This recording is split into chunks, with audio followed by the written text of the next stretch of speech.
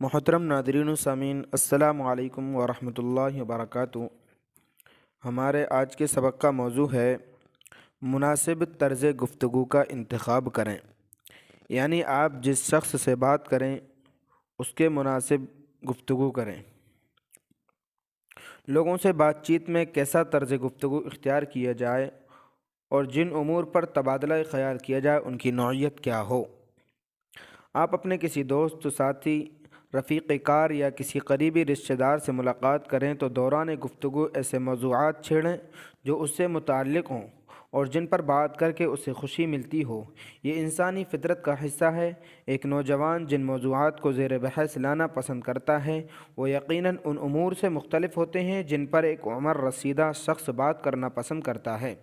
ایک عالم سے بات کرتے ہوئے آپ جن موضوعات کا انتخاب کرتے ہیں وہ ان موضوعات سے میل نہیں کھاتے جن پر ایک جاہل گفتگو کرتا ہے۔ آپ اپنی بیوی سے اس کے متعلقہ موضوع پر بات کرتے ہیں اور بہن سے بات کرتے ہوئے اس کا من پسند موضوع چھیڑتے ہیں۔ یہاں میری مراد اختلاف کلی نہیں، یوں نہیں کہ آپ جو واقعہ بہن کو سنائیں وہ بیوی سے بیان نہ کریں، یا جو بات نوجوان آدمی سے کریں وہ بوڑھے شخص سے نہ کریں۔ نہیں، موضوعات کے اختلاف سے یہاں میری مراد وہ معمولی اختلاف ہے جو واقعے کی پیشکش کے اسلوب اور بعض اوقات اس کے ڈھانچے میں ملحوظ رکھا جاتا ہے۔ مثال کے طور پر آپ کے دادا جان سے ملاقات کرنے آپ کے ہاں چند بڑی عمر کے لوگ آتے ہیں جن کی عمریں تقریباً 80 سے متجاوز ہیں۔ کیا یہ مناسب رہے گا کہ آپ بے تکلفی سے ان سے کسی پرفضا مقام پر دوستوں کے ساتھ منائی گئی پکنک کا احوال بیان کرنے لگیں، یا یہ بات بتانے لگیں کہ فٹ بال کے فلاں کھلاڑی نے اس بار کیا ریکارڈ قائم کیا ہے، اس نے اپنے سر پر کیسے فٹ بال کو ٹکایا اور پھر پاؤں کی ضرب سے اسے دور پھینک دیا؟ یقیناً یہ مناسب نہیں ہوگا۔ آپ ننھے بچوں سے گفتگو کے دوران ان کے متعلق موضوع چھیڑیں تو یہی درست ہوگا۔ لوگوں کو اپنا گرویدہ بنانے کا ایک طریقہ یہ بھی ہے کہ آپ دوران گفتگو ان موضوعات کا انتخاب کریں جنہیں وہ پسند کرتے ہیں۔ ایک باپ جس کا ایک ہونہار بیٹا ہو، اسے چاہیے کہ اپنے بیٹے سے بات کرتے ہوئے اس کی ذات سے متعلقہ امور کو موضوع بنائے۔ یا جیسے آپ کے کسی دوست یا عزیز نے نئی دکان کھولی ہو اور خاصا نفع کمایا ہو تو آپ اس سے اس کی دکان کے حالات پوچھیے کہ بھائی آپ کی دکان کیسی چل رہی ہے، کاروبار مندہ تو نہیں جا رہا، بکری کتنی ہو رہی ہے، وغیرہ وغیرہ۔ یوں وہ خوش ہوگا اور آپ سے باتیں کرنا پسند کرے گا۔ رسول اللہ صلی اللہ علیہ وسلم اس بات کا بہت خیال رکھتے تھے۔ جابر بن عبداللہ رضی اللہ تعالیٰ عنہ، جن کا شمار جلیل القدر صحابہ میں ہوتا ہے، غزوہ احد میں ان کے والد 9 بیٹیاں چھوڑ کر شہید ہو گئے جن کا جابر کے سوا کوئی کفیل نہیں تھا۔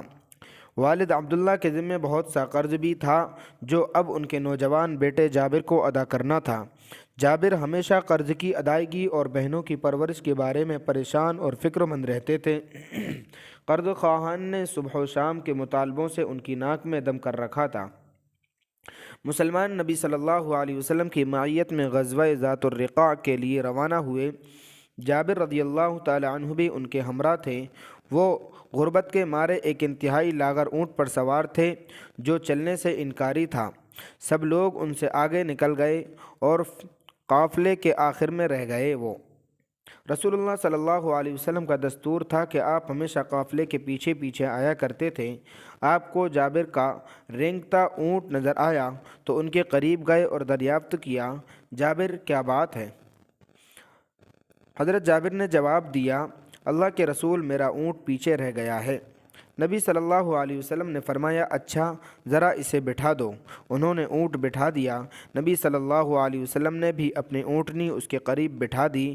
آپ نے جابر سے مخاطب ہو کر کہا، ذرا اپنی لاٹھی دینا۔ انہوں نے لاٹھی پکڑا دی۔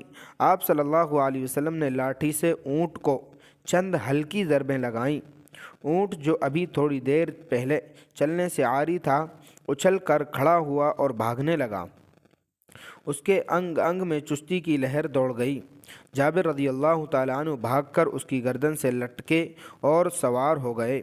وہ نبی صلی اللہ علیہ وسلم کے ساتھ ساتھ چلنے لگے اور خوشی سے پھولے نہیں سماتے تھے کہ ان کا کمزور اور بے فائدہ اونٹ پہلے کی طرح تیز رفتار ہو گیا۔ رسول اللہ صلی اللہ علیہ وسلم جابر کی طرف متوجہ ہوئے اور چاہا کہ کوئی بات چھیڑیں۔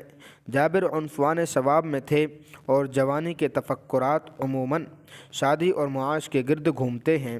آپ نے یہیں سے گفتگو کا آغاز کیا اور پوچھا، جابر شادی کی؟ جابر نے مسکرا کر جواب دیا، جی ہاں۔ آپ نے دریافت کیا، کنواری ہے یا شادی شدہ؟ جابر نے جواب دیا، شادی شدہ۔ نبی صلی اللہ علیہ وسلم کو تعجب ہوا کہ نوجوان کنوارا آدمی پہلی شادی کے لیے عام طور پر کنواری عورت ہی چاہتا ہے۔ آپ نے ملائمت سے کہا، بھلا کنواری عورت سے شادی کرتے جو تم سے ہنسی مذاق کرتی اور تم اس سے ہنسی مذاق کرتے؟ جابر نے وجہ بیان کرتے ہوئے کہا، اے اللہ کے رسول، آپ تو جانتے ہیں کہ میرے والد غزوہ احد میں 9 بیٹیاں چھوڑ کر شہید ہو گئے ہیں جن کا میرے سوا کوئی کفیل نہیں۔ مجھے یہ بات اچھی نہیں لگی کہ انہی کی عمر کی کسی نوجوان لڑکی سے شادی کر لوں اور سارا دن آپس میں لڑتی جھگڑتی رہا کریں۔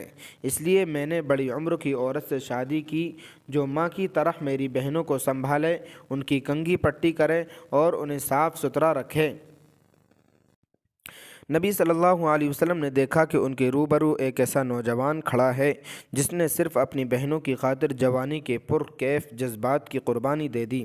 آپ نے جابر سے دل لگی کرتے ہوئے کہا، شاید ہم مدینے کے قریب پہنچ کر سرار میں پڑاؤ کریں اور تمہاری بیوی کو تمہاری آمد کی خبر ہو اور وہ تمہارے لیے تکیے سجا دے۔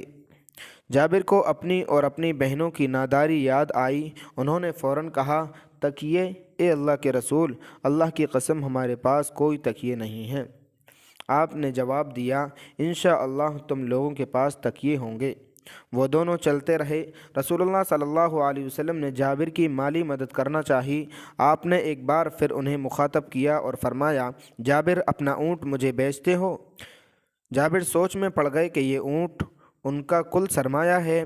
پہلے تو یہ لاغر تھا لیکن اب قوی اور مضبوط ہو چکا ہے۔ پھر انہوں نے یہ بھی سوچا کہ رسول اللہ صلی اللہ علیہ وسلم کے مطالبے کو رد کرنے کی کوئی گنجائش نہیں۔ انہوں نے جواباً کہا، اے اللہ کے رسول، ٹھیک ہے، بتائیے اسے کتنے میں خریدیں گے؟ رسول اللہ صلی اللہ علیہ وسلم نے جواب دیا، 1 درہم میں۔ جابر نے حیران ہو کر پوچھا، صرف 1 درہم؟ یا رسول اللہ، آپ مجھے گھاٹے میں ڈالنا چاہتے ہیں؟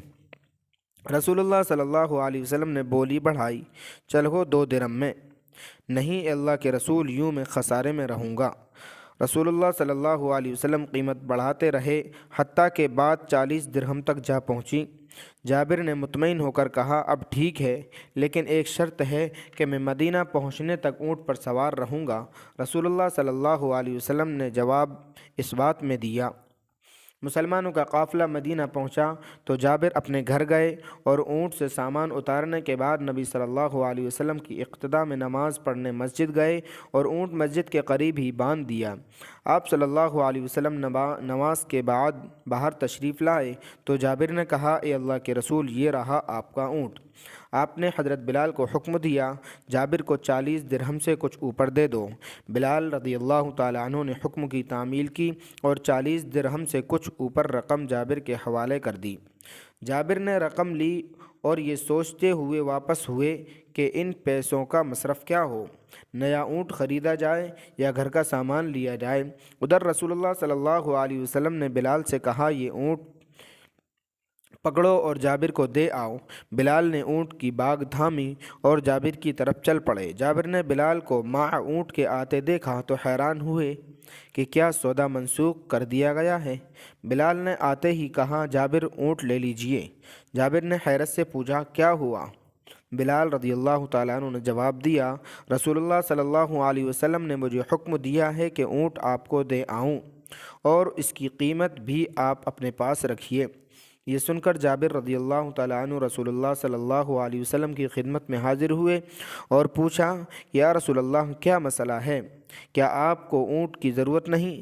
اللہ کے رسول صلی اللہ علیہ وسلم مسکراتے ہوئے بولے، تم کیا سمجھتے ہو میں نے تم سے بھاؤتاؤ اس لیے کیا تھا کہ تمہارا اونٹ حاصل کر لوں؟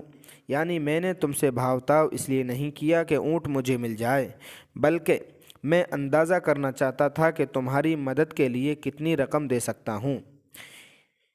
یہ بہت بلند اخلاق ہونے کی علامت ہے۔ رسول اللہ صلی اللہ علیہ وسلم نے نوجوان کے من پسند موضوع پر بات کا آغاز کیا، اور جب اس پر صدقہ کرنا چاہا تو اسے ادب اور لطافت کے خوشنما غلاف میں پیش کیا۔ بقیہ سبق